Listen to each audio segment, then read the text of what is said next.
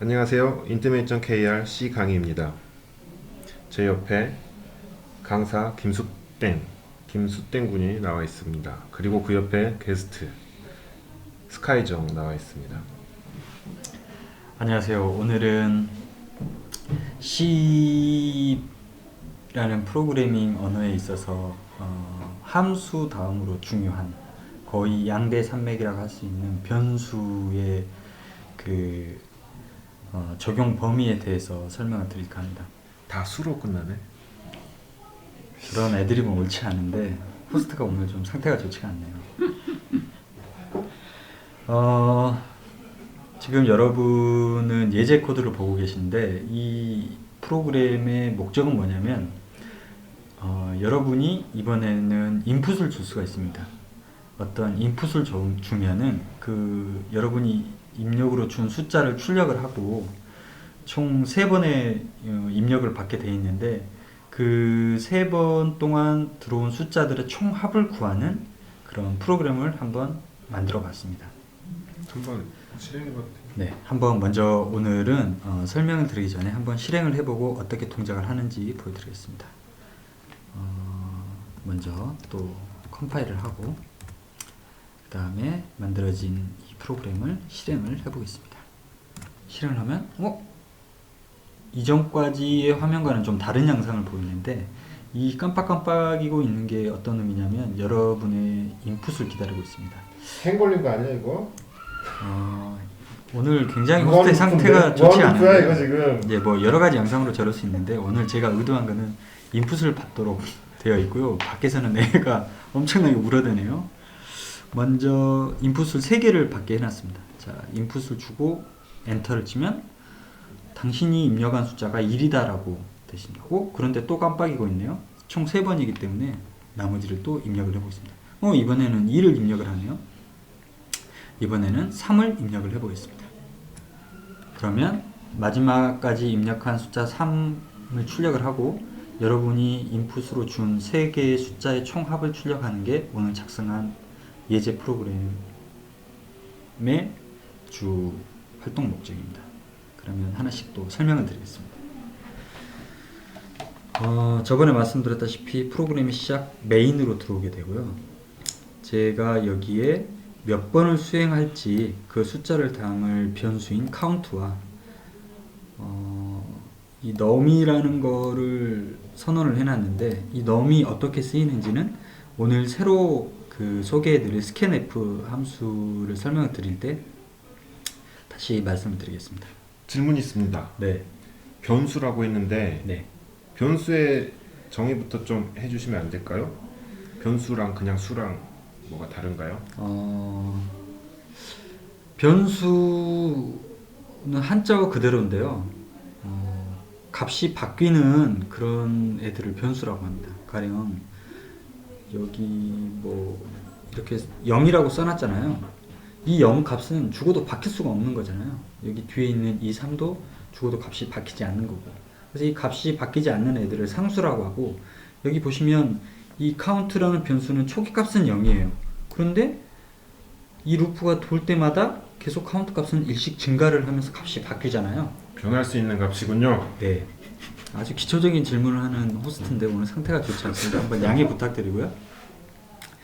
저번에 설명드렸다시피 이 루프를 하나 작성을 해놨는데 인풋을 3번을 받는다고 말씀을 드렸잖아요. 그래서 이 안에 있는 동작이 총 3번이 수행하게끔 루프의 조건을 만들어 봤습니다. 시작이 0이고 3보다 작을 때까지니까 한번 세보세요. 0, 또 하나 증가하면 1, 또 하나 증가하면 2, 그리고 3이 됐을 때는 3보다 작지 않기 때문에 이 루프는 수행을 하지 않고 루프문이 끝나게 되어 있습니다. 그럼 그 다음에 여러분이 지금까지 또 처음에 보셨던 printf는 이 콘솔 화면에 출력을 하는 함수라면 이 scanf 함수는 콘솔로부터 인풋을 입력을 받는 함수입니다. 이게 printf와 굉장히 비슷한 방식으로 동작을 하는데 마찬가지로 인풋을 받을 그 개수를 지정을 해주게 되어 있습니다. 근데 지금 여기에 하나만 받게 되어 있으니까 뒤에 인풋으로 받은 값을 어디에 넣느냐 그 추가 인수를 지정을 해줘야 되는데 이게 프린트 F 때와는 좀 다르죠. 예전 프린트 F인 경우에는 출력하는 변수의 이름만 써주면 이 함수의 인수를 제대로 전달하는 거였는데 스캔F는 반드시 앞에 주소 연산자를 붙여줘야 됩니다. 이게 이제 단일 입력인 경우에 주소 연산자를 붙여줘야 되는 건데요.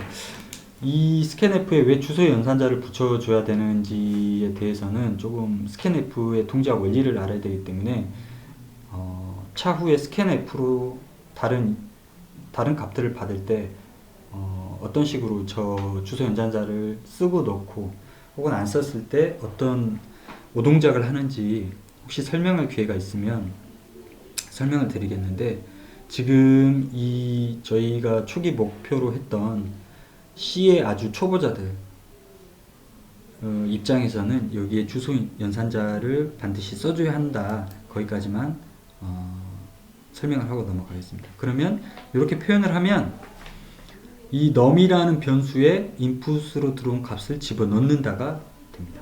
스캔F에 현재 %D라고 되어 있는데요. 네. 이 D가 뭔가요? 이게 포맷인데요. 여러분이 이제 C 프로그래밍을 하실 쯤이면 진법을 배우셨을 텐데 저희가 10진법, 그 다음에 2진법, 그 다음에 16진법을 배우셨을 텐데 10진법이 영어로 데시말이라고 그래서 데시말의 D를 따서 이 D라는 포맷 스트링을 지정을 해주게 됩니다. 2진법인 경우에는 B가 될 것 같은데 이 부분은 제가 C에서는 없죠, B가. 이진법. 그런가요? 네. 오. 그래요? 네. 그렇습니다. 야, 보조공사 똑똑하네요. 저도 몰랐던 거를 알고 있을 정도네요. 그 다음 16진법인 경우에는 헥사데시말이라는 그 단어에 따서 16진법으로 인풋을 처리를 하고 싶을 때는 X를 넣어주게 됩니다. 그러면 이 넘어온 숫자를 16진법 숫자로 인식을 하게 됩니다. 가령 왜 이렇게 진법을 포맷을 지정을 해줘야 되냐면 똑같은 10이라고 썼을 때 10은 10진법에서 10이지만 16진법으로 10은 16이 되기 때문에 어떤 그 숫자의 값의 차이가 있잖아요. 그 값들의 차이를 구분을 해주기 위해서 각 포맷이 있습니다. 이거는 이제 프린트F를 좀 더 상세하게 설명할 때가 있을 텐데요. 저희가 이제 문자열을 찍을 그런 단계까지 강의가 진행이 된다면 그때 이 포맷에 대해서 다시 한번 상세하게 설명을 드리겠습니다. 오늘은 일단은 정수를 인풋으로 받아서 그 총합을 출력하는 프로그램을 만들 예정이기 때문에 이 D를 쓰게 됐습니다. 그럼 다시 이 함수의 흐름을 다시 설명을 드리자면 인풋을 받고 그 다음에 인풋으로 받은 거를 함수로 호출했습니다. 인풋으로 받은 어떤 숫자를 함수의 인수로 넘겨주면 이 printf라는 함수 안에 들어가 보면 그 안에서 당신이 입력하신 숫자는 인풋으로 받은 이 숫자를 출력을 해주게 되어 있고요. 그 다음에 이 프로그램의 목적이 사용자가 입력한 인풋을 sum을 구하는 함수이기 때문에 sum을 구하기 위해서 sum을 구하는 함수를 또 추가로 호출을 해주게 되어 있습니다. 그런데 sum이라는 함수 안에 보면은 지금까지 봐왔던 거는 좀 다른 식의 표현이 되어 있죠. 다른 식으로. 지금까지 여러분이 변수를 사용을 했을 때는 함수 초반부에 반드시 내가 어떤 변수를 사용하겠다라고 선언을 해서 사용을 했습니다. 그런데 이 sum이라는 함수에는 그런 선언부가 보이지가 않습니다. 그러면 이 total이라는 변수는 어디 있을까요? 위에 보면 위쪽에 선언이 되어 있습니다. 이게 위에 선언한 것과 함수 안에 선언한 것과 선언한 것이 어떤 차이가 있는지가 오늘 강의 주 내용인데요. 이렇게 함수 내부에 선언했다.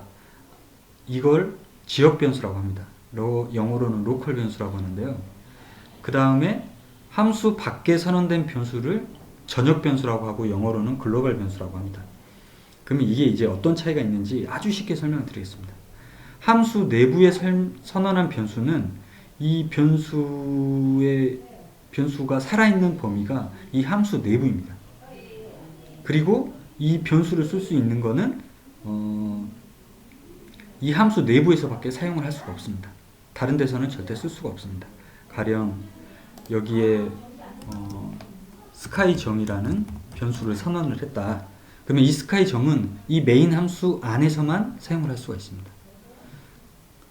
그런데 이 스카이 정이라는 변수를 위에서 사용을 할 수 있느냐? 사용을 할 수가 없습니다. 왜냐하면 이 안에서만 사용을 하겠다고 했기 때문에요. 그런데 네. 그러면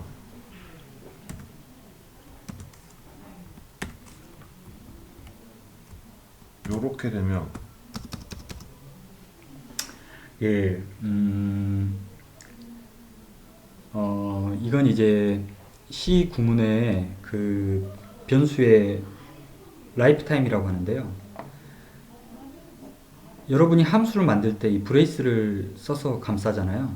그러면 이 범위 안에 방금 전에 그 호스트 분이 이 브레이스를 추가로 하기 전에는 요 부분에 선언된 변수는 요 부분 안에서만 그 생명이 유지되게 되어 있습니다.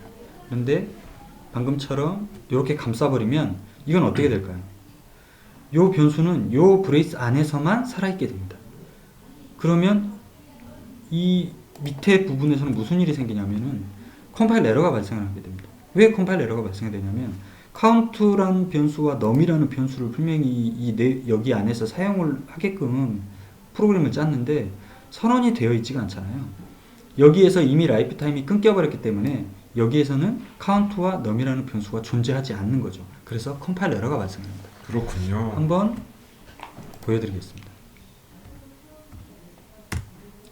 여기 보시면 count라는 변수가 없다. 그 다음에 num이라는 변수가 없다. 27라인과 25라인에 보시면 27라인과 25라인에 count와 num이라는 변수를 사용을 하고 있는데 선언을 하지 않고 사용했기 때문에 에러가 발생을 하게 됩니다. 나는 왜 선언을 했는데 왜 에러가 나지?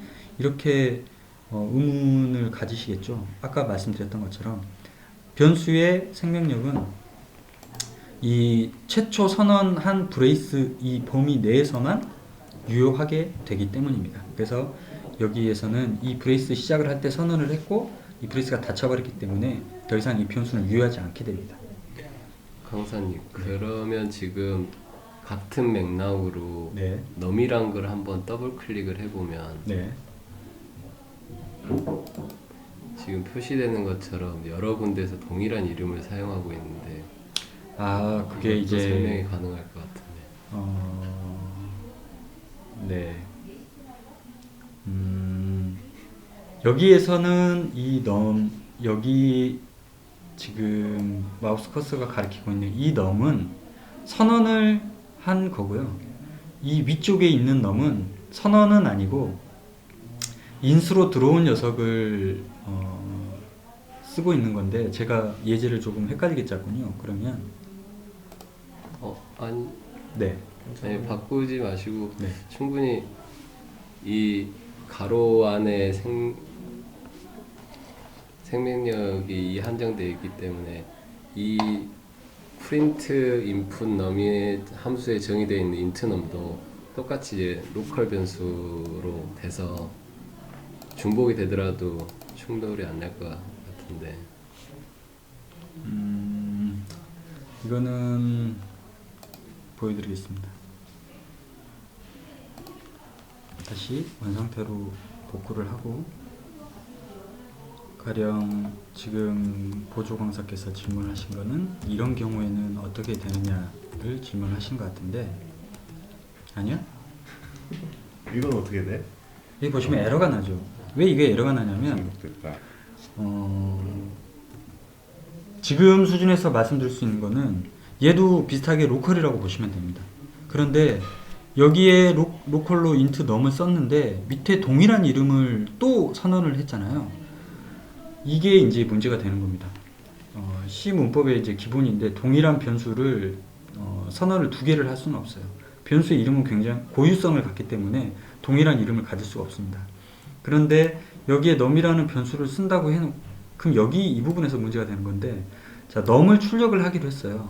근데 어떻게 판단을 하겠어요? 이 num을 출력을 할 건지 이 num을 출력을 할 건지를 알 수가 없잖아요. 그래서 변수명은 고유성을 지녀야 됩니다. 그래서 지금 수준에서는 이 파라미터에 있는 이 변수도 이렇게 로컬 변수로 선언한 것처럼 이 함수, 이 브레이스 전체에 영향을 미친다라고 생각을 하시면 됩니다. 그래서 여기 num이 있기 때문에 이 인수로 넘어온 이 변수와 똑같은 이름의 변수는 선언을 할 수가 없습니다. 이게 질문하신 내용이었나요? 아니면 네, 맞아요. 맞나요? 네. 여기에 플러스로 네. 처음 질문한 내용이 아마 제 생각에는 네. 여기도 넘, 여기도 넘, 여기도 넘. 솔직히 전체 코드에서는 int 선언된 게 세 군데가 있는 건데 이것들이 다 브레이스가 따로 있기 때문에 전혀 서로 영향이 없는 거다라고 이해를 하자 이 말인 거죠. 예, 없습니다. 실제로는 다른 메모리에 들어가 있는 놈들이다. 이 변수가 메모리에 있냐 없냐는 오늘 설명을 간단하게 드리자면 지역 변수는 메모리에 있을 수도 있고 없을 수도 있습니다. 이건 왜 그러냐면 여러분이 이제 조금 더 해보시면 레지스터라는 그 말이 나오는데 컴퓨터에는 기본적으로 그 어떤 연산을 수행하기 위해서 레지스터가 몇 개 있어요. 아주 많지는 않고 뭐 이건 머신마다 다르지만 소량의 레지스터를 가지고 있는데 이런 지역 변수들 같은 경우에는 그런 레지스터에 할당이 돼서 동작을 하게 됩니다.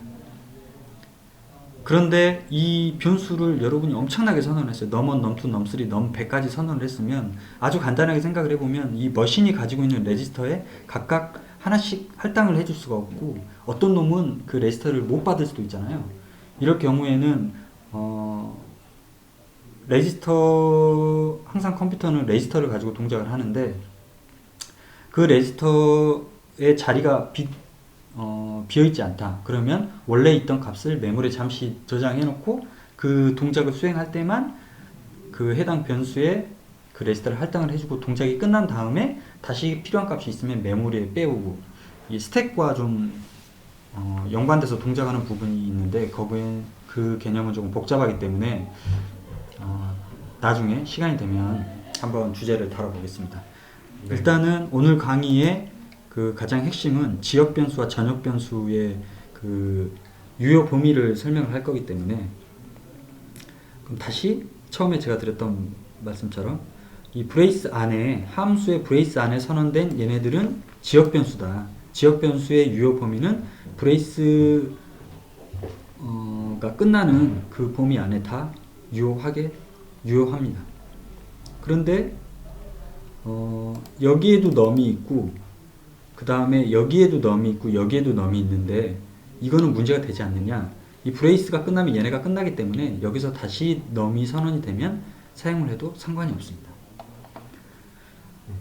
그리고 유효 범위는 항상 이 브레이스를 기준으로 그 안에서만 유효하다라는 거고 오늘 이제 그 설명을 드릴 전역 변수는 보시면 아주 컨셉은 간단해요.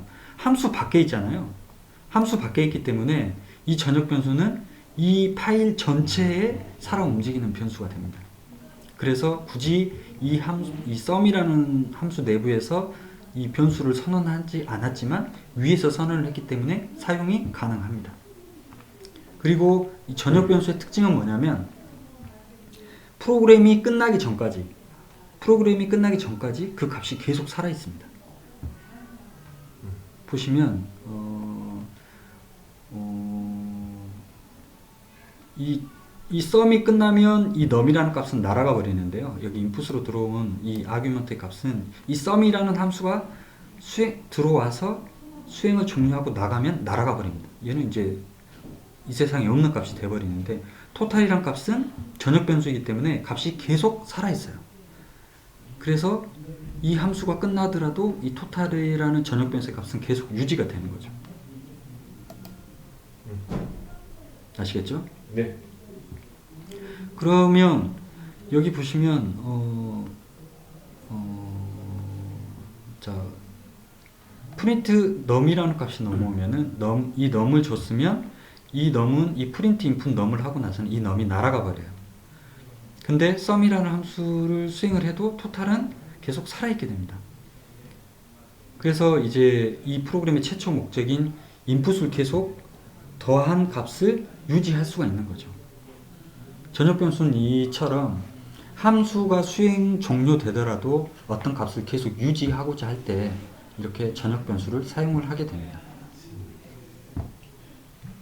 이 print input sum이라는 함수를 좀 다르게 짜봤는데 여기 보시면 아규먼트가 없어요. 그리고 그냥 토탈을 또 출력을 하게 되어 있습니다.